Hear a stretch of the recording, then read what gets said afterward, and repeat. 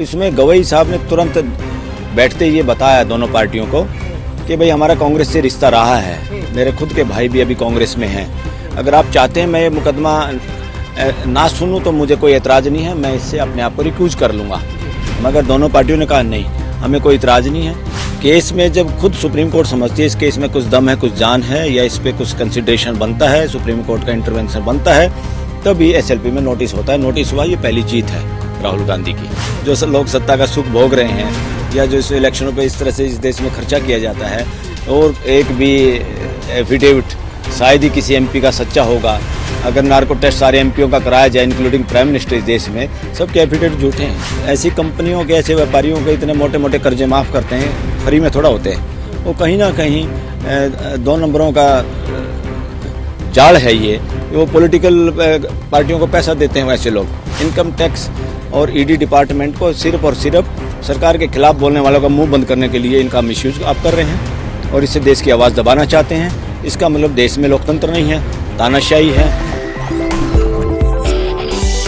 आपके साथ औरंगजेब चौधरी, हमारे साथ बातचीत करने के लिए सुप्रीम कोर्ट के जाने माने वकील बलराज सिंह मलिक हमारे साथ मौजूद हैं। आज फैसला आना था राहुल गांधी पे, उसको टालकर जो है 4 अगस्त कर दिया गया है। क्या आगे प्रोसेस होगा? एसएलपी में, किसी भी एसएलपी में सबसे बड़ा काम होता है नोटिस होना। यानी कोर्ट ने उसको कॉग्निजेंस से उसका लिया है, उस चीज को कंसिडरेशन के लिए सही माना सुप्रीम कोर्ट ने, उसी को कहते हैं नोटिस होना। और नोटिस हुआ है। और आज सबसे बड़ी बात हुई है सुप्रीम कोर्ट के इतिहास में भी एक अनोखी बात है, जहां जज साहब जो हेड कर रहे थे बेंच को, गवई साहब सीनियर जज कोर्ट नंबर 4 में जो बैठते हैं, और उनके साथी जज जो दूसरे जज उसमें हैं जस्टिस मिश्रा, इसमें गवई साहब ने तुरंत बैठते ये बताया दोनों पार्टियों को कि भाई हमारा कांग्रेस से रिश्ता रहा है, मेरे खुद के भाई भी अभी कांग्रेस में हैं। अगर आप चाहते हैं मैं ये मुकदमा ना सुनूं तो मुझे कोई एतराज नहीं है, मैं इससे अपने आप को रिक्यूज कर लूंगा। मगर दोनों पार्टियों ने कहा नहीं, हमें कोई एतराज नहीं है। तो फिर उन्होंने केस को एक्सेप्ट किया, सुना और उसमें नोटिस किया और फर्दर डेट 4 अगस्त के लिए फिक्स कर दी, सुनने के लिए, स्टे करने के लिए। स्टे पे उस दिन बहस होगी कि स्टे क्यों किया जाए, नहीं किया जाए, वो 4 तारीख को पता चलेगा। तो क्या लग रहा है इसमें, आपको क्या लग रहा है कि आज आने वाला जो फैसला है 4 तारीख को जो सुनवाई होगी, क्या उसमें राहत मिल पाएगी राहुल गांधी को? लगता तो है, जब कोर्ट ने नोटिस किया, नोटिस करने का मतलब सुप्रीम कोर्ट का एसएलपी में ये होता है, एसएलपी में नोटिस कोई अधिकार नहीं है किसी पार्टी का। केस में जब खुद सुप्रीम कोर्ट समझती है इस केस में कुछ दम है, कुछ जान है, या इस पे कुछ कंसिडरेशन बनता है, सुप्रीम कोर्ट का इंटरवेंशन बनता है, तभी एसएलपी में नोटिस होता है। नोटिस हुआ, ये पहली जीत है राहुल गांधी की। यस। तो आपको लग रहा है कि आगे फैसला जो आएगा ये उनकी सुनवाई होगी, उनके हित में होगी? हाँ, मुझे पूरा लगता है, क्योंकि कॉमन सेंस पूरे देश की या कोई भी कॉमन आदमी सब सोचेगा इस केस में, जिस तरह से इस केस को डील किया गया है, जिस तरह की भाषा उन्होंने यूज की थी और जिन लोगों के खिलाफ यूज की थी वो कौन लोग हैं, और इसको पूरा समाज का केस कैसे बनाया गया और कैसे त्वरित गति से इसमें फैसले आए, और ये सब कुछ बातों से प्राइमा फेसी लगता है कि इसमें राहत मिलेगी। पहली हियरिंग पे नोटिस होना सुप्रीम कोर्ट में लोगों की जीत के बराबर होता है, नोटिस होना केस में। और स्टे की एप्लीकेशन है, उस पर वो और अच्छी बहस, दूसरी पार्टी को और पूरा मौका, भाई तुम्हें कोई तैयारी करनी है, तुम्हें कोई जवाब देना है, रिटर्न में भी देना हो दीजिए, और 4 तारीख को इस पर बहस होगी और वी विल डिसाइड। फिर उसको फैसला होगा कि स्टे दिया जाए कि नहीं दिया जाए। तो उस दिन अगर बहस सुन के उसी दिन 4 तारीख को फैसला हो जाएगा स्टे का। भारतीय जनता पार्टी की तरफ से लगातार ट्वीट किए जा रहे हैं, वो कह रहे हैं कि राहुल गांधी ने जो गलती की है उसकी सजा मिलनी चाहिए, उनको बर्खास्त कर देना चाहिए संसद से उसको। और वो क्या करेंगे? वो नहीं करेंगे तो कौन करेगा? बीजेपी, उनके फॉलोवर, उनके वोटर।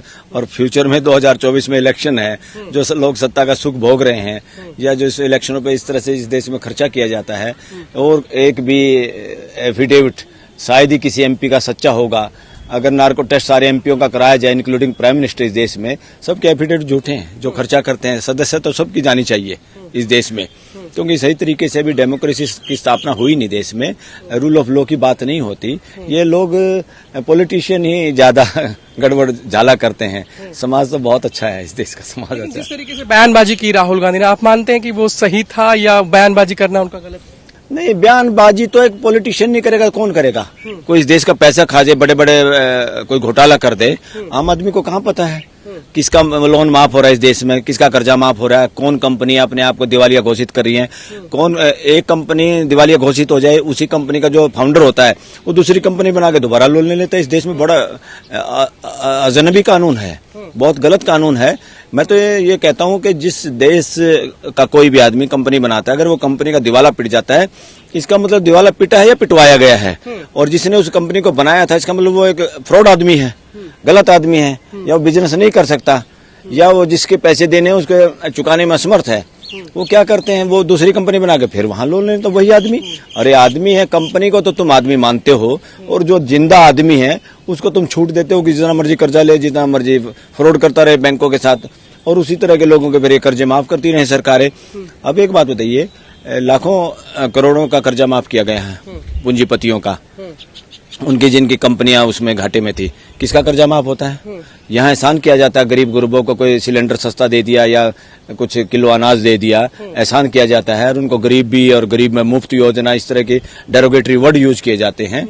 और जहाँ ऐसी कंपनियों के, ऐसे व्यापारियों के इतने मोटे मोटे कर्जे माफ करते हैं, फ्री में थोड़ा होते हैं, वो कहीं ना कहीं 2 नंबरों का जाल है ये। वो पॉलिटिकल पार्टियों को पैसा देते हैं वैसे लोग, उन्हीं के कर्जे माफ होते हैं, और वो कर्जे का बोझ सारा जनता पे पड़ता है, क्योंकि कर्जा माफ करना, सरकार के पैसे से उनका कर्जा चुकाना, सरकार के पैसे वो उनका कर्जा चुकाने में ना लगे तो वो पैसा विकास में लगे और वो पूरे देश के काम आए, चंद घरानों के लिए यूज नहीं होता। तो ये जो बयान दिया था राहुल गांधी ने, दरअसल ये बयान वो दिया था जो मोदी नाम के जो व्यापारी हैं, जो इकोनॉमिक क्राइम किए हुए हैं, जो देश छोड़ के भागे हुए हैं दूसरे देश में पनाह लेके, असली काम तो ये था कि बीजेपी या सरकार उनको पकड़ती, बीजेपी के लोग उस पर ट्वीट करते, बीजेपी और आरएसएस के लोग दबाव बनाते सरकार पे कि इनका इलाज करो, इनको देश में बुलाओ और इनके प्रॉपर्टियां सीज करो, ताकि देश को लगे भाई बहुत अच्छी सरकार है। यहाँ पे बोलने वाले का मुंह बंद करने के लिए ये केस किया गया है, जहां तक वो है, क्योंकि जो आदमी बोलता है कि इसको कैसे बंद किया जाए, इनके ईडी से भी पूछताछ की थी इन लोगों से, फिर भी प्रेशर में नहीं आए, तो चलो केस करते हैं। इस तरह अगर केस करेंगे तो किसी पे भी केस हो जाएगा, पूरा देश ही केस में उलझ जाएगा। आप थोड़ी सी बात करोगे, मैं आप पे केस कर दूंगा, मेरे को कोई थोड़ी बात कहेगा, मैं किसी पे केस कर दूंगा। देश को केसों का देश बनाना है क्या? देश को सहनशील बनाना है, शिक्षा के माध्यम से। कोई बोल रहा है कोई बात, उसकी बात का जवाब बात से देना है, न कि कोर्टों में घसीट को उनको सजा देने के नाम पे उनका मुंह बंद करना, न कि इनकम टैक्स और ईडी के जरिए उनका मुंह बंद करना। इनकम टैक्स और ईडी किसके पीछे लगी हुई है? सिर्फ अपोजिशन के पीछे क्यों लगी हुई है, या उन लोगों के पीछे क्यों लगी हुई है जो खुल के बोलना चाहते हैं? तो इसका मतलब है आपने इनकम टैक्स और ईडी डिपार्टमेंट को सिर्फ और सिर्फ सरकार के खिलाफ बोलने वालों का मुंह बंद करने के लिए इनका मिसयूज आप कर रहे हैं, और इससे देश की आवाज दबाना चाहते हैं।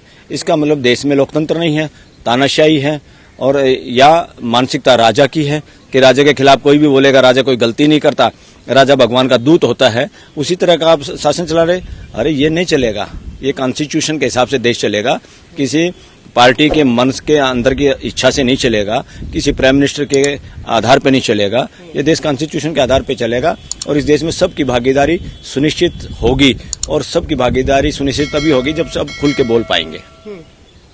4 तारीख में जो आना है, सुनवाई होनी है, उसमें क्या उम्मीद है?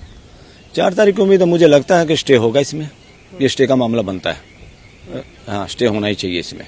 संसद वापस होनी चाहिए बिल्कुल, और संसद का सत्र बैठा हुआ है, 4 तारीख को हो जानी चाहिए ताकि संसद में हिस्सा ले, फटाफट ये काम हो। पर ये दूसरी जो सामने वाले जो लोग हैं सत्ता में, वो उस पर भी रोड अटकाएंगे, जी हमने तो यहाँ से स्पीकर ने ये कर दिया इनको, अब उसके लिए भी कोर्ट के सामने ही लोगों को आना पड़ेगा इनको, कि सत्ता दोबारा इनकी सांसदी बहाल हो जाए, स्टेट हो जाए।